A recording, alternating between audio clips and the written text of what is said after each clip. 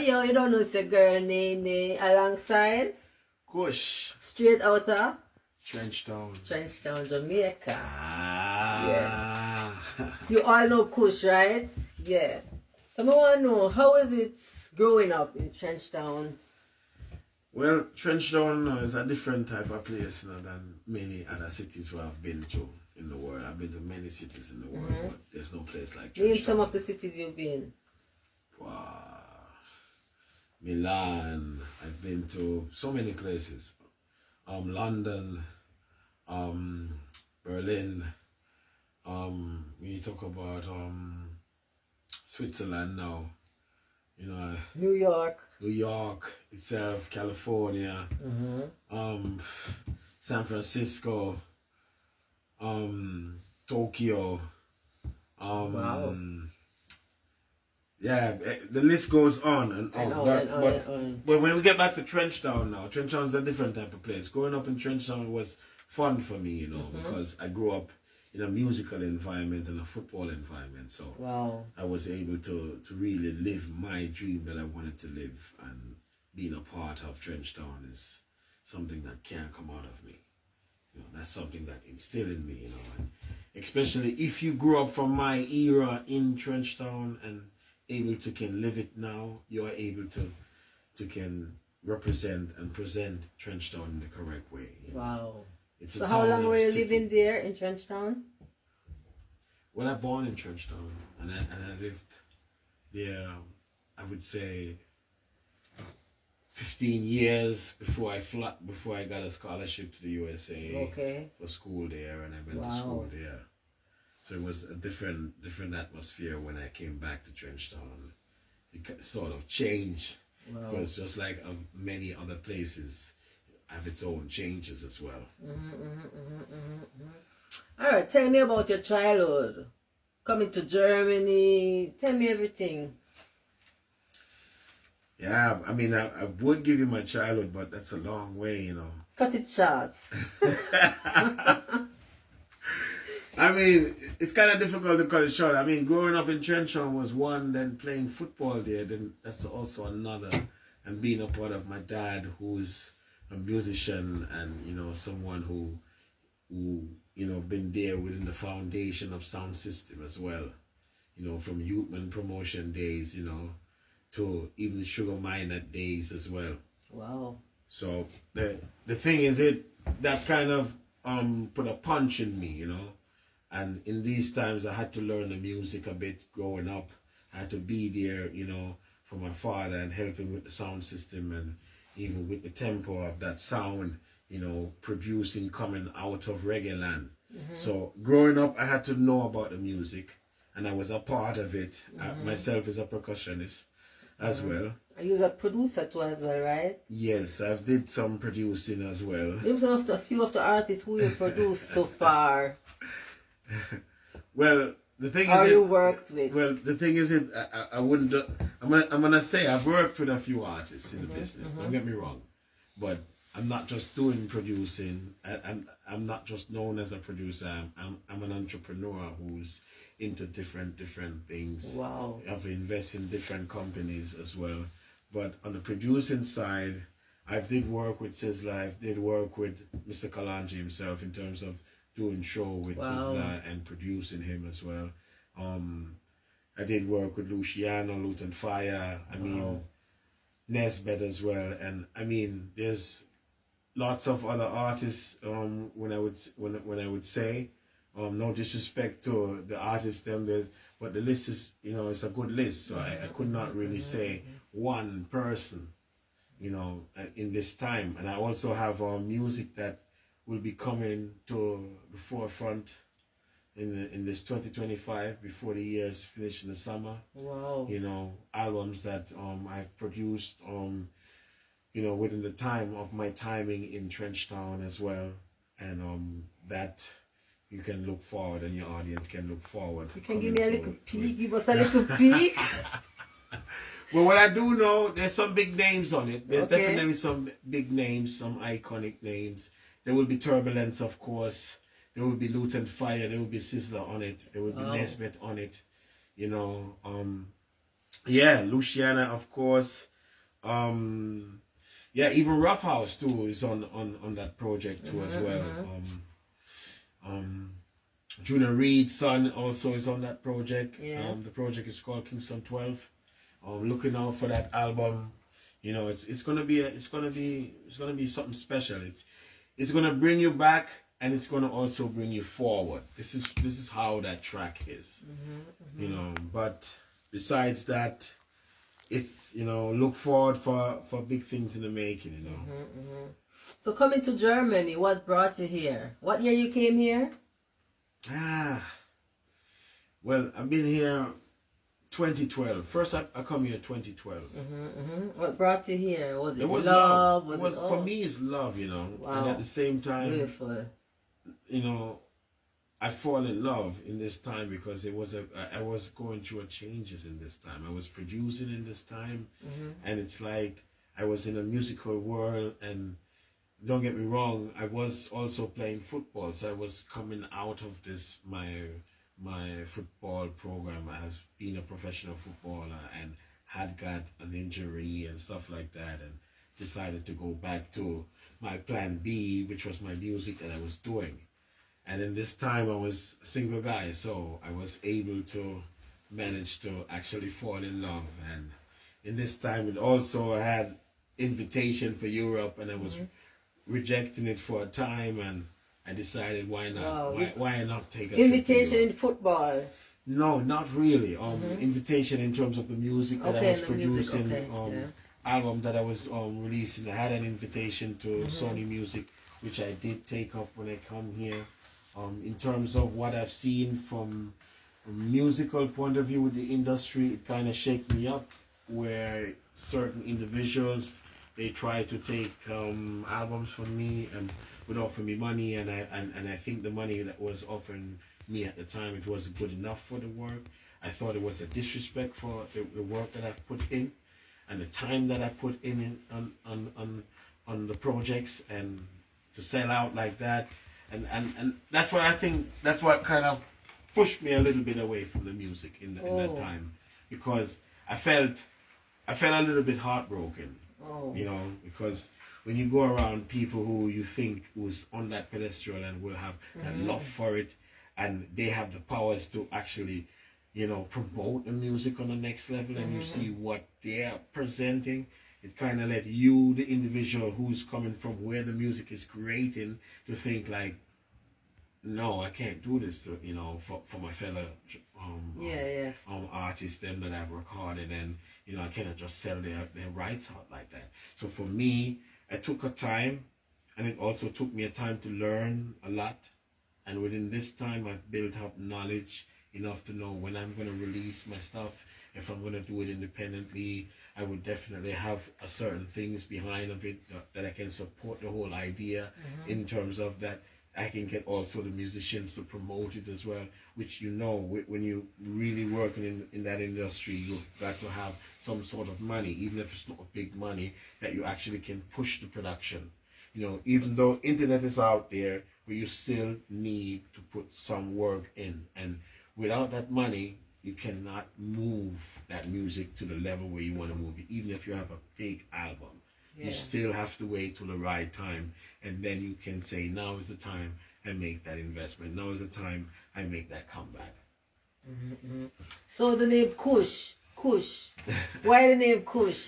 Well, that was given to me from, you know, father to a grandfather, and you know, it's been in the name. You know, it's from the Kushites. You know, because, you know, I'm from the Kushites family. You know, as Maroni and Kushites. You know, and it's a descendancy name from a tribe, you know, of Kush, the first people from Africa. Oh, okay. So what is a typical day in Kush life? When you're home, chilling, cooking, with family, what's a typical day? What's the routine? Well, a typical day, you know, is me waking up and, you know, being grateful to wake up, you know, first thing. And, you know, we can definitely see the people whom I love, and, you know, we can give thanks for being there within the present time. Yeah. And can play some music if there's not a working mood within this time. But most of the time of the typical Kush time is always on the work. I'm always on the grind. So even if I'm home and it should be a chilling time, that phone is gonna ring because of the atmosphere that I put myself into. But I try to make it not stressy for others by separating the both things. And typically, I mean, it's a chilling atmosphere by me where music is playing, some good food is cooking up, and either I'm studying or either I'm doing my online business if I'm home, because most of that I'm doing, and then I also in between I'm dealing with my kids, whether they are coming in or going, or if they're going to school, or if they're checking in terms of they're going to football or whatever program there is, I'm still communicating with them. Wow. While I'm communicating with other people who I'm dealing with on a business level or on a client level. So your love for cooking? That comes different. That comes Where naturally. Where did you get your love from for cooking? You're cooking from here in Jamaica, right? You had your own restaurant? Yes. Where was that? In Negril, you said, or something like that? Right. So I had a restaurant in Negril. Okay. And that's for 7 years. We was definitely doing that business in Negril. Kush's place. Oh, in on the main Kush strip. too? Yes. Wow. On the main strip. So with that restaurant, we was able to do show promotion down there as well. Work with the hotel business. We definitely was in on the gig. We was doing it was a seafood restaurant, so we would sell lobster, curry lobster, lobsters in different ways, roast lobster, fish, anything in seafood, conch, anything in seafood. We definitely was doing in vegetable in this time. Wasn't really doing anything like a steak or a chicken, where you definitely could come find some of the finest seafood. And the setup was really great because it was on the strip. Plus we had the whole place was decorated with white umbrella and lantern lace. So you would never pass us. But growing up as a person who loved to cook, I grew up with my grandma. Unfortunately, my mom had to leave because of some, back in the days, politics vibes, because the family was a part of that back in the days. Okay. So, when they leave, it was like that. But the reality is, I grew up with my grandma, so I had to learn to cook. And I had to learn to see the stove from 9, 10 years old. So by 11, I was already start cooking already for myself. I already start making my first meal, and what I mean. So by the time I'm a teenager, I'm cooking for everyone. Wow. I'm not just cooking for myself. So cooking thing, I see it as an artwork. It's not just even to cook. I see it as like when some people would say stress. Imagine for me, even in a festival of 100,000 people, that's a different atmosphere than cooking for yourself at home. If you're cooking for other people. So and that's the difference, where a lot of people who's cooking don't really understand that cooking for yourself is different than cooking for 100,000 people in a festival of 7 days. And stuff like that I've done.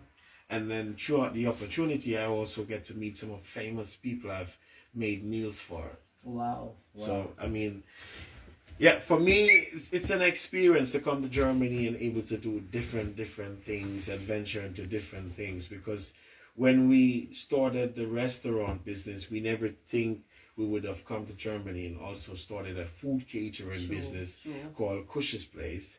And then it did different events, popular events, sold out nightclubs. We did U Club for 1 year. Wow. We did the opening of Junkyard, when Junkyard Club was the club in Dortmund. This reggae club is gonna open up in Dortmund.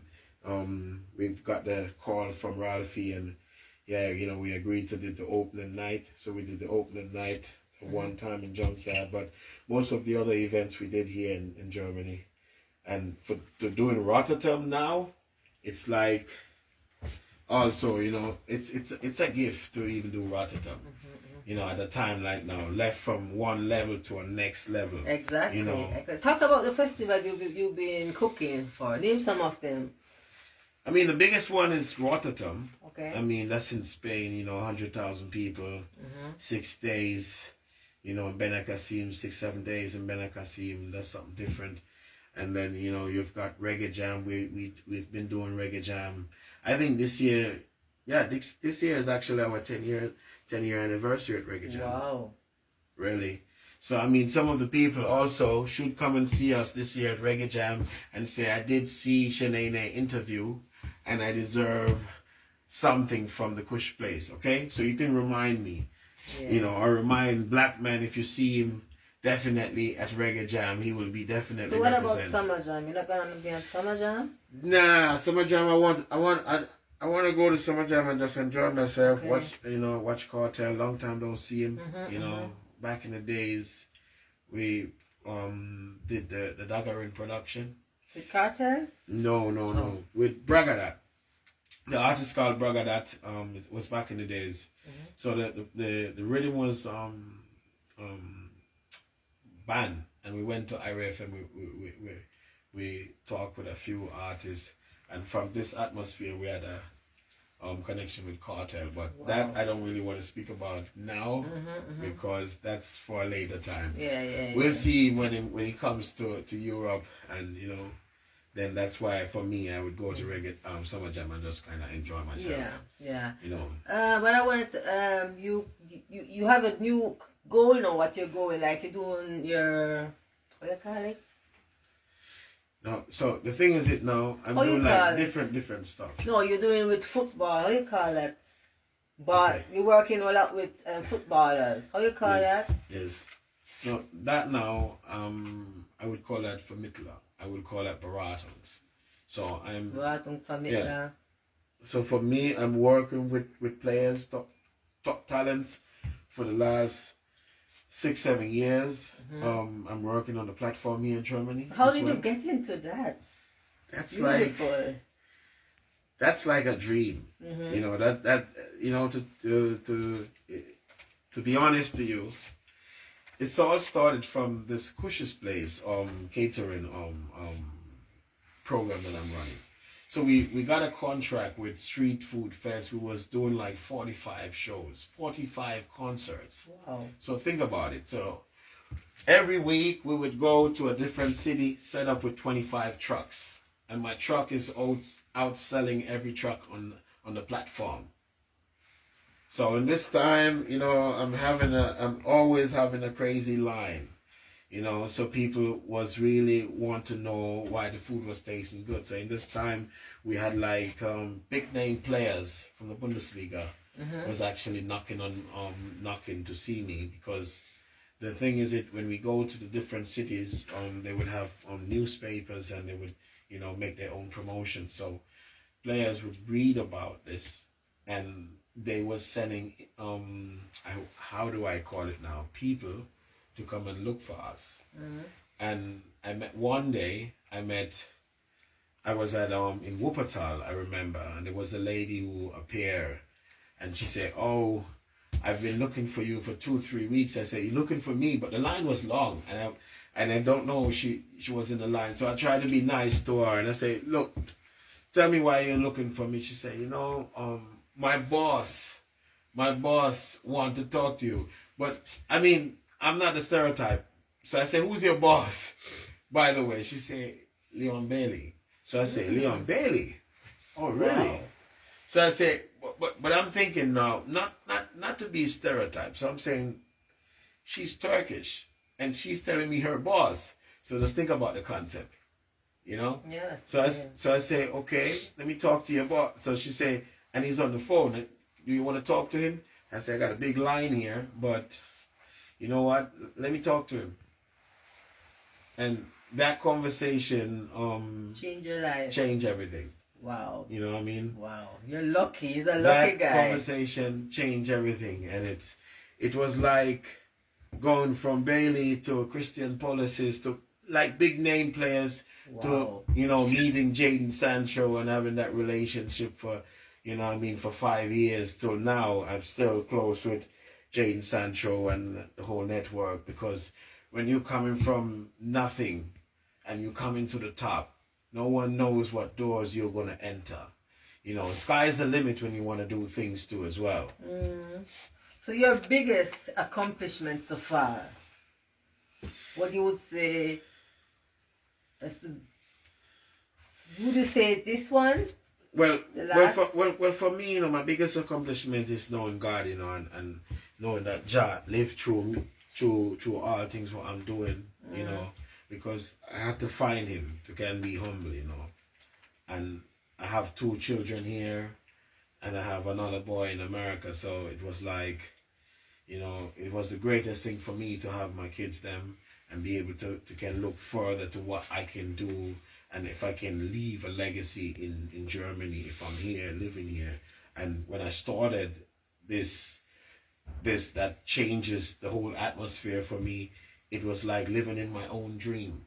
Because, you know, I've played football at the top level, I've been to places, you know, and for me to can do it now with younger people, to give them the chance, and when I say give them the chance, I'm talking about from here to Africa, to North America, South America.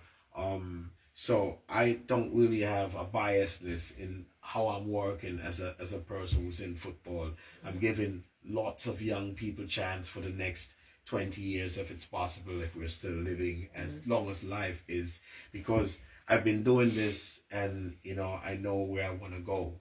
And at the moment, I've got a lot of young people in some serious clubs in Europe. And it's only a matter of time, because many of them is really, really, really at the next level at their talent where they're at. Wow. So what is your next goal in the future? Your next goal? My goal is just to leave a legacy here, and, you know, to help my kids to become the person who they want to be, you know. That's my goal, you know. And when I say my kids, not just my kids at home, the young kids who I'm working with, the young people who I'm working with, to get to their destination. You know, that means I know when I leave Germany, I know I did something, you know, within myself. Because, you know, when you want to do something, you've got to have a real high goal. And that is my real goal. This, what I'm doing, is to complete it. So when I'm done with Germany, I can say, yes, I've done my job here. So tell us something what people don't know about Kush. Well, there's a lot of things people don't know about Kush still.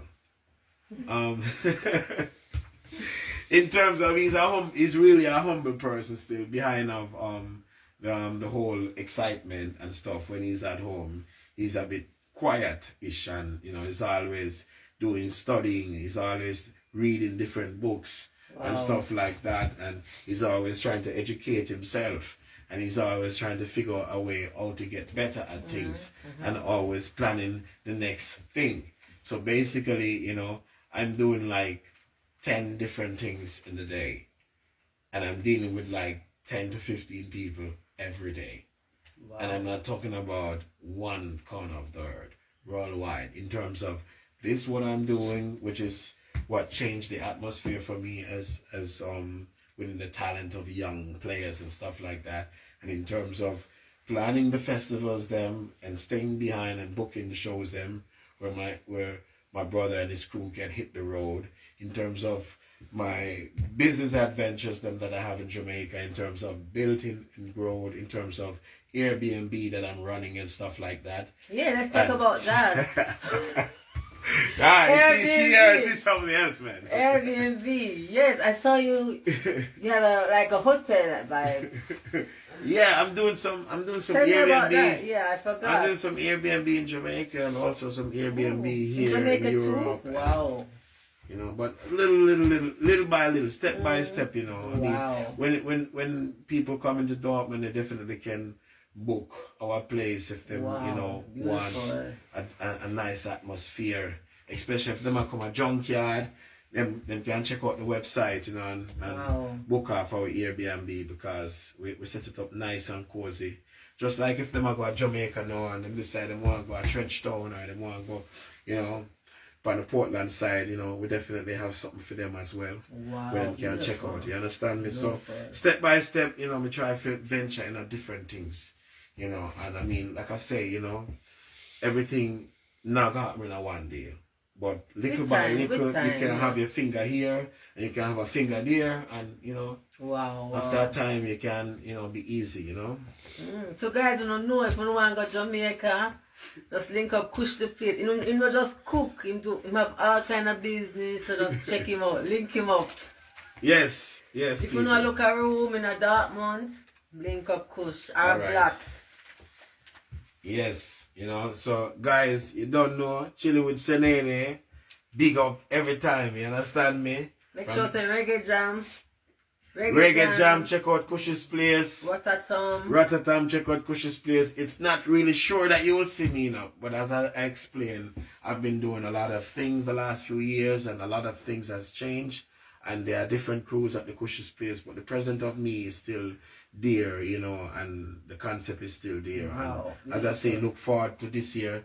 Kush's place doing 45 show run of Street Food Fest, including Rotterdam, which is the extra shows, and including Reggae Jam.